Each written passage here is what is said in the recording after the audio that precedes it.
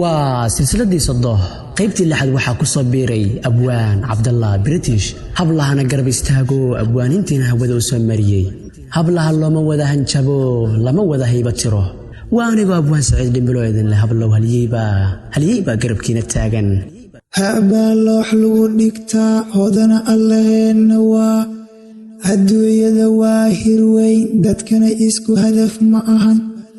ragba habli irtiyay iraado haybat male sudada ku harowsado hadii kale waxa lahaa hirjoog ii hayb u socod wuxuu hadafkayga yahay hurdada ugu soo kaca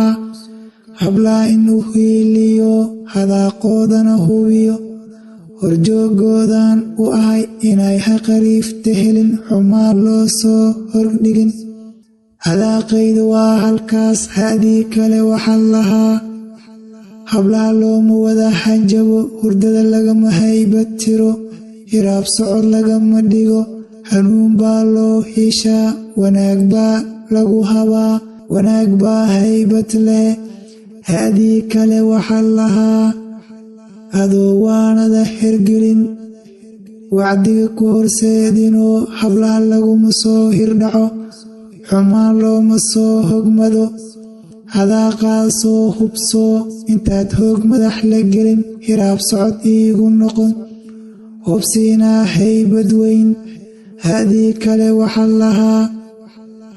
hablow hadalkan hubsada intaad ku haraadinoo cadaab naar idii hergelin sudada waa hooy labaad hoygaad wada degantiin hurdada aad ku haysatiin